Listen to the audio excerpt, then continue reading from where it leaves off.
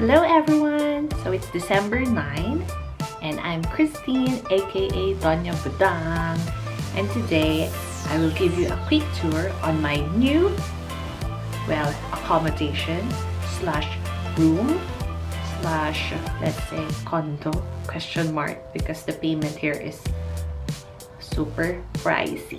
So I will give you a quick tour, right? So this will be my accommodation. It's near the Lister Hospital, which is just there in my window. So we're gonna start the tour now. See ya! Bye-bye! Hello everyone! So nandito tayo sa harap ng aking accommodation. So it's here. And I will give you guys a big tour, okay? Let's start it in front. Where is our keys? We're gonna start entering na dyan.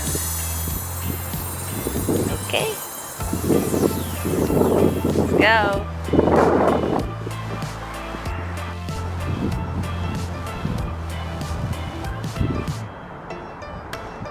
So this is my accommodation. 31 is to 36. Cody Cot. So let's enter now. Come on. Ano mo naman yan? Oh. Ayan. Ayan. Okay, so we're gonna enter. So this is my keys. Get that.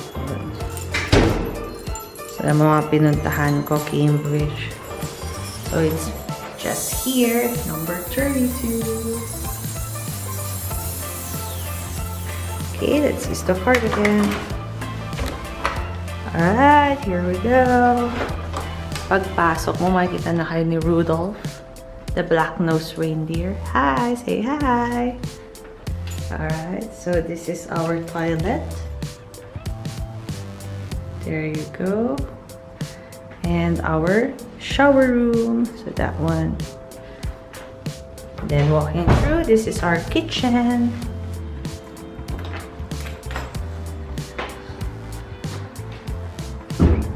So this is my cupboard. Alam niyo na, mga Pinoy. Those are mine.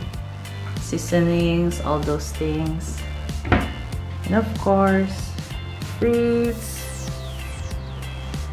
Dito kami naghuhugas. This is where I cook. Yan mo naman. And also, these are my things. So it's all here. And then, the other cupboard as well. There you go. So, mga gamit ko dito sa kusina.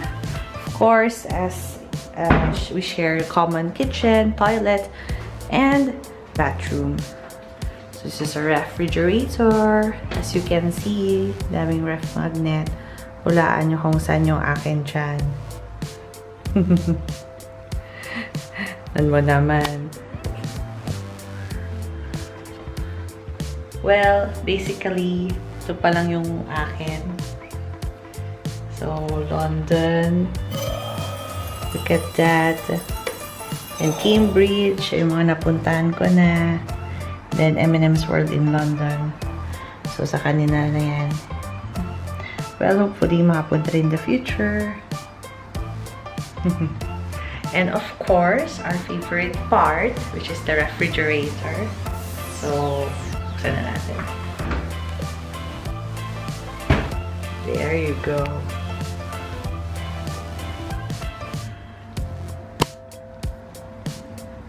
So, these are all mine. Ito lang naman.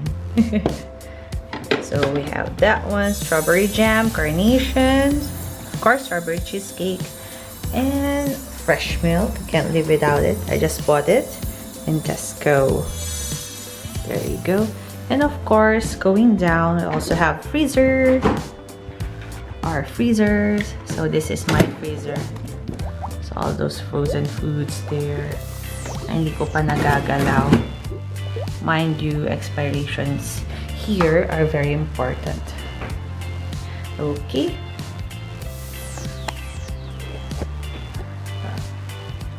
So this is basically our kitchen. Okay, so this is where we do all the magic. I learned how to cook. Kasi buhay OFW, it's never that easy. You have to learn everything, especially growing up in a family na we have helper in the house. So it's really challenging, but at the same time, it's also fun and rewarding because you get to cook your own food. And of course, nakakatuwa kasi you learn a lot. Not only by yourself, but you learn to socialize with other people. You learn to live on your own to prepare all the foods that you need. You do the shopping, you do the cleaning, you do everything here. So no helper, it's just me, myself, and I. Okay, so let's move on with my room. Are you ready, guys? We're done with the kitchen, toilet, and the bathroom. So those are the common areas here in Origin Housing. Now let's go on to my room. Okay? Alright, guys, so this is my room, number 2. Okay, so buksan na natin. Let's come in. Voila! This is my room.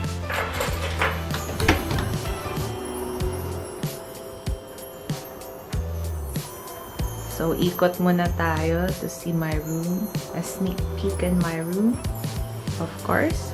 So, we'll start here. Upon entering, so we have this one. It's a coat hangers.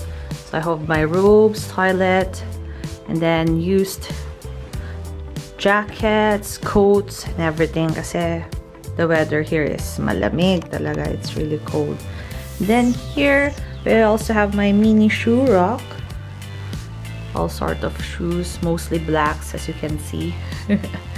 Okay, we have here my welcome mat. So, bigayan ni Tita Meng. So cute.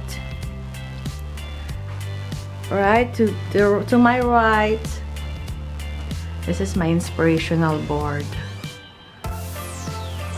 Yes. So, in the bottom shelf, the top shelf, we have Mr. and Mrs. Those are my inspirations. Yeah, my daddy. I miss him so much. And then here, mga napuntahan ko na, memorabilias. And trinkets. Cambridge. So, I'm planning to collect snowballs as well. There. And then here, moving on, we have my study table. Alright. Those are my notes. So, reviewers ko because I'll be having my exam on the 18th for the OSCE. So, I really love unicorns, as you can see. And also, guys, we have my flowers. Ano naman yan. And some abubots where my trinkets are. Phone. I always love fresh flowers. Gusto ko laging meron. So I bought this for, I think, 3 pounds, which is originally supposedly be 6.50. Pero dahil mistake nila yung pagkakalagay nila ng tag, pinagbigyan na lang ako. So it's lavender scent. I think everybody needs this in their room to keep it smelling fresh. So we have our date today, December 9. There you go. For my trinkets, all sorts of abubots, my glasses. So these glasses I got from the Philippines. Everybody, I mean almost all my patients, staff love my glasses. They like it so much. They find it really cute. Of course naman, ako namili niyan. And this one, well, just an old glass I have. Just wearing it here when I'm not doing something. So this is basically my study table. Luckily, I have this one. My comfy chair. So these are all my things as well, important things. Let's start off with my cosmetics. So it's where I store them. So all sorts of beauty products for my face, for my skin, everything. Watches, of course. And then here, mostly these are gadgets. So we have my hair straightener, chargers, makeups, extra makeups, chargers, more chargers in here. Then the last, these are all paperworks. So this is, I store all my folders, paraphernalias. Not, I think these are all frames and that's not been done yet. So I'm gonna get back to that after my OSCE. So that's basically my inspirational cabinet, my study table with my fresh flowers. I love fresh flowers. And this one, my DIY design. So I put it there. Kahit lang nahuhulog. So all sorts of colors just to pop up the room as well. And this is my internet connection, Talk. Sobrang hassle niyan. It took like 2 weeks to install this one. And then this is my bed. So those are my unicorn gifts for myself. Magandang pang display din. So that's my bed. Yeah, single bed. Curtains, care of origins. So bakit malapit ang hospital? Because basically it's just that's my workplace, that one. So window, this is my roses given by Amy during my birthday, but it's getting withered and dying. I don't know why. So dito ako nagsabit ng mga laundry, and of course my favorite part of the room, my food area. This is my food area. Alam niyo na kung bakit food area to. Of course, I can't live without this food. We have my filter water, kettle. So, basically, dito ko na ginagawa lahat. And guess what? Kung anong laman ng mga to. Of course, you know it. All foods. Stocking. More foods. Of course. And this one for myself. Oopsie. Cleaning products, laundry products. So basically everything here, necessities as well. And then here, oops, nabooking na naman ako. Of course, my Diet Coke. Can't live without it. So inside, I have my rice here. So I don't need to open it again because it's heavy. So care of Tita Ming as well. Thank you very much. And this part, it's my sink.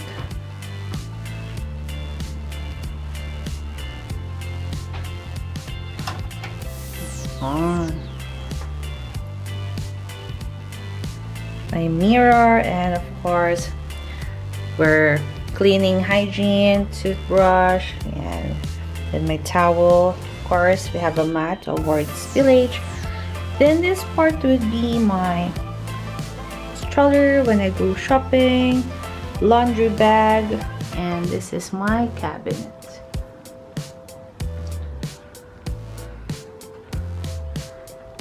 So here, some of my documents, folders, boxes, you know, just storing some stuff in there.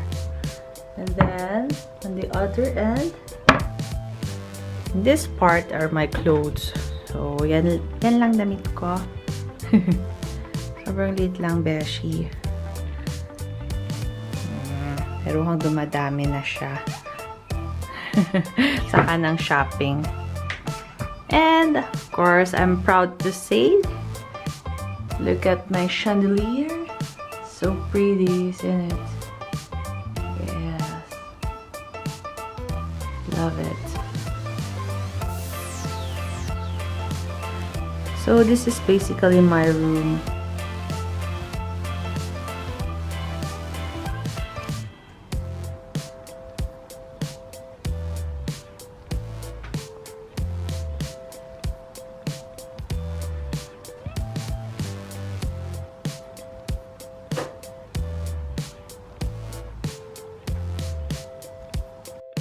Hiya! So this is my room.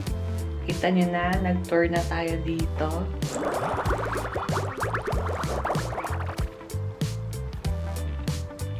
So it's just small, good for one lang. But hopefully, when I get the chance to be with my family, with my child, then we will transfer to a new accommodation. So this is my second accommodation in 4 months. Like, I'm gonna stay here for now because it's near the hospital and it's more convenient for me. So I hope you enjoyed the tour, guys, in my mini room. So tune in again for more tour updates and vlogging. Danya Budang signing out. Bye! Hi, guys! So hopefully you enjoyed the tour dito sa aking mini room, and my adventure as an OFW nurse here in United Kingdom is just starting, and it's really very, very important to, you know, remember your roots as well. But this is a new journey for me, and it's only just beginning. I'll be having my OSCE on the 18th, so after that, then maybe I can go and travel more. So I will video vlog everything that I will do. So I hope you enjoy my mini room tour, and hoping to record more videos again in the future. See ya! Donya Budang signing out. Bye! Thank you for watching!